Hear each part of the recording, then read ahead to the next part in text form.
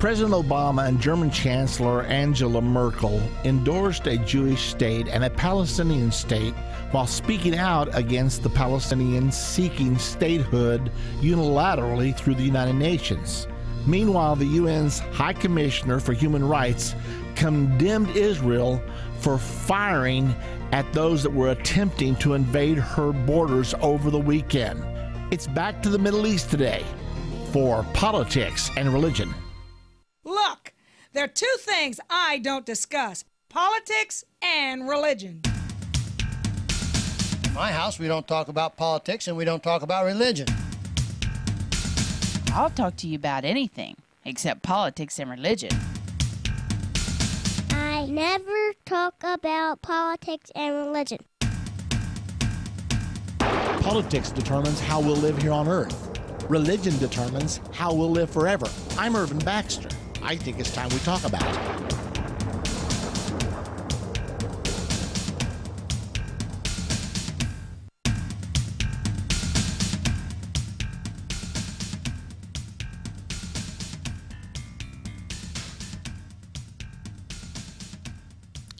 President Obama and German Chancellor Angela Merkel were together today at a joint press conference.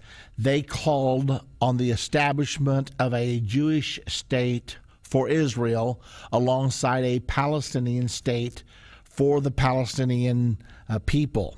They also stated in their press conference that unilateral actions before the United Nations were not helpful.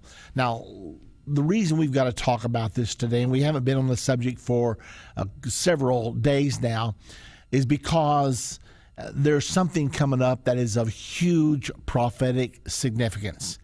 Anytime you talk about the future of the nation of Israel and attempting to solve the differences between the Palestinians and the Israelis, you're speaking about one of the greatest prophetic fulfillments over the last 2,000 years. I'm talking about the top 5 or 6 greatest prophetic fulfillments since the resurrection of Jesus Christ from the dead. So we're dealing with huge biblical issues here. And as we look at this, let me just reiterate for all of you out there to make sure you understand why I would say this is so important. There is a prophecy in the Bible.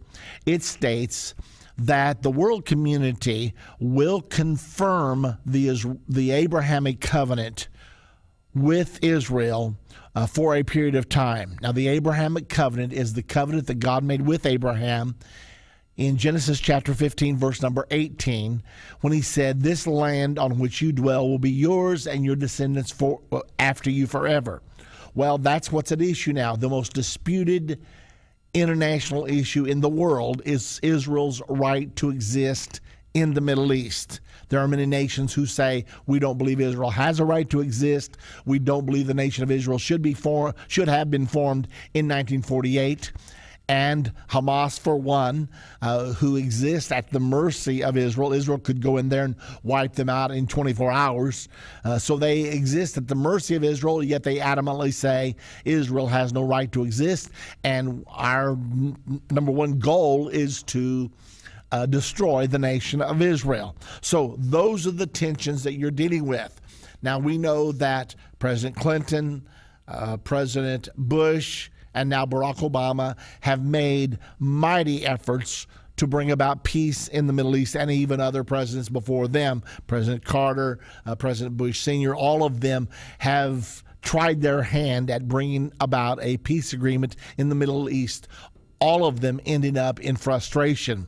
Well, President Obama has really given it the try over the first 2 years of his presidency. He has almost continually pounded away. It seems like right now he's no closer than he was when he began 2 years ago. However, he and Hillary Clinton are not giving up because there's sort of a deadline of sorts coming right now.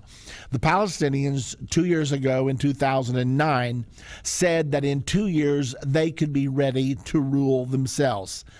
Mr. Salam Fayyad, the prime minister of the Palestinians, has been working very diligently with almost unlimited funding from the international community to build roads, to build industry, and to get the Palestinian people to a place where they truly could be a country. Now, Mr. Fayyad has enjoyed considerable success. The Palestinian standard of living has risen quite sharply over the last few years, and all of this funding has poured in there, and he has used it wisely, at least to some degree. Consequently, they have now announced to the world that they are ready for statehood. They recently tried to meet with Israel. However, here's the big problem. The Palestinians will not conform to Israel's criteria, and Israel will not agree with the Palestinians' demands. They are apart in where they believe the peace lines should be drawn. And it appears that neither side is willing to compromise. Let me see if I can lay out for you about what the big issues are. Now, we know that, number one, where will the border be drawn? President Obama, in a recent speech, said that peace talks should be resumed on the basis of 1967 borders with land swaps to make up for population centers. Israel says the 1967 borders are not defensible, that it is impossible for the nation of Israel to live in security with being 9 miles wide at the waist. And that's where they would leave Israel if they insist on Israel going back to pre-1967 borders. Now remember this, 9 miles wide at the waist. Think of a country. I'm not talking about a county. I'm not talking about a state. I'm talking about a nation. 9 miles wide at the waist in the volatile Middle East. How do you defend such an entity? Israel says you don't. We lived with that for a while. It's not practical. We cannot go back to pre-1967 borders. So Israel is demanding border modification. Now, the United Nations and the world community and the Palestinians scream out, but you are occupying these territories illegally. However, the question is, who do the territories belong to? Most people assume, well, they belong to the Palestinians. Why? They never have belonged to the Palestinians before. I mean, after, in 1947, when Israel, when the land was partitioned by the United Nations between Israel and the Palestinians, the United Nations gave Israel a certain amount of land, the Palestinians a certain amount of land, and Israel said, okay, we accept this. We're ready to live in peace with our neighbors. Just give us a place that we can call home. However, the Arabs said, no, we don't settle for that whatsoever, and they launched a war against the fledgling nation of Israel. So then becomes the question, since the Palestinians said, we're not interested, we don't want it, and since that's never been a Palestinian homeland before, and since the UN offered something but the Palestinians rejected it, then do the Palestinians have any claim to ownership whatsoever? Now, when the 48 war broke out after the partition attempt, but the Arabs refused it, when the dust cleared, the Jordanian army controlled up to Jerusalem and controlled the old city of Jerusalem, what we call East Jerusalem. So they controlled the West Bank, the area called Judea, Samaria. Now, this never has been the border of Jordan, and yet Jordan controls it by war when the armistice lines were drawn in 1949. Well, then war breaks out again in 1967. In the meantime, Jordan says, we have no claim to the West Bank. We divorce ourselves of all claim. We're not an involved party. It's too volatile. We don't claim it's ours. We're backing out. So now who does it belong to?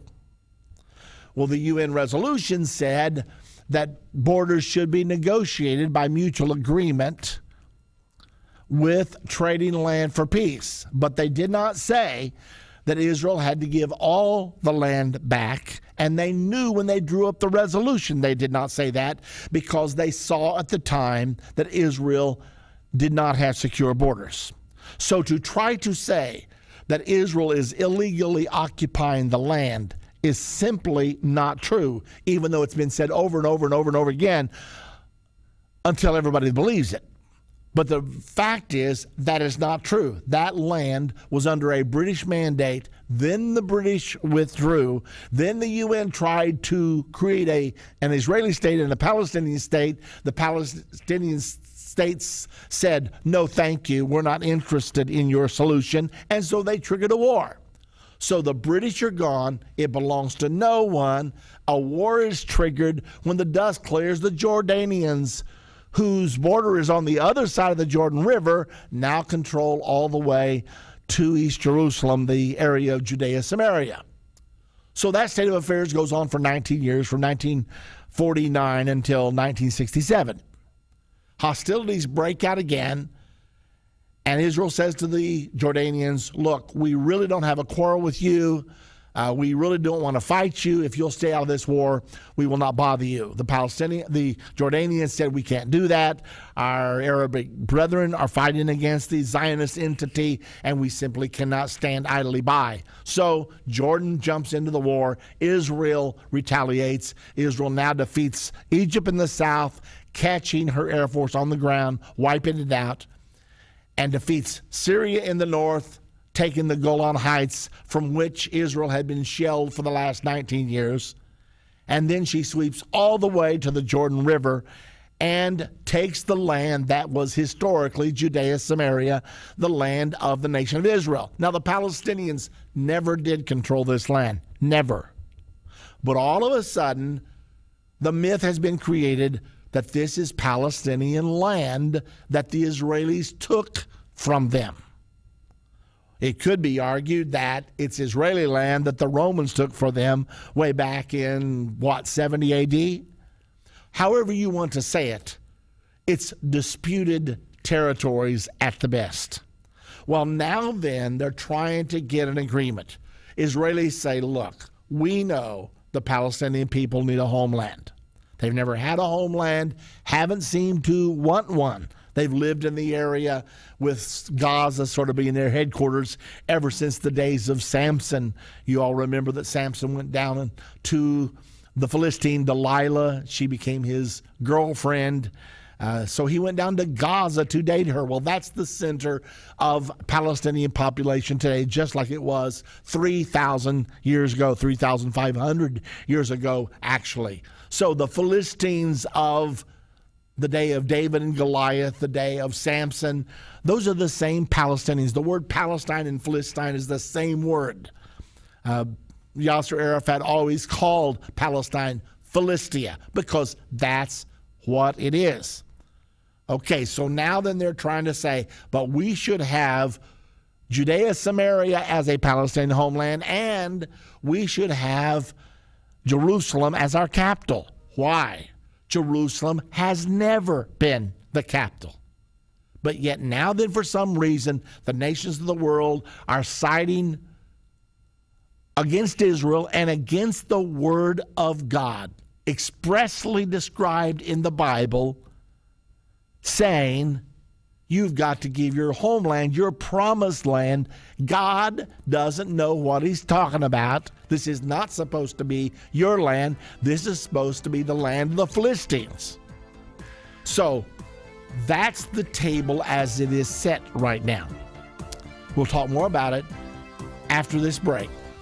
We'll be going to Israel in 3 months or so. If you'd like to go with us, consider it.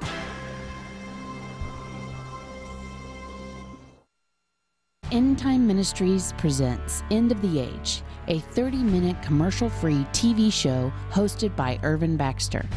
Every Monday, End of the Age airs on the Church Channel at 9 p.m., Daystar at 10 p.m., and on TBN every Wednesday morning at 7 a.m., all Central Standard Time. On End of the Age, Irvin depicts how modern issues like an establishment of a one-world government, the religion of Islam, a coming World War III, and more line up so clearly with Bible prophecies written over 2,000 years ago. To get tomorrow's news today, be sure to tune into End of the Age every Monday on the Church Channel at 9 p.m., Daystar at 10 p.m., and on TBN every Wednesday morning at 7 a.m., all Central Standard Time. Visit endtime.com for more details or call us at 1-800-ENDTIME. That's 1-800-363-8463. The Bible prophesies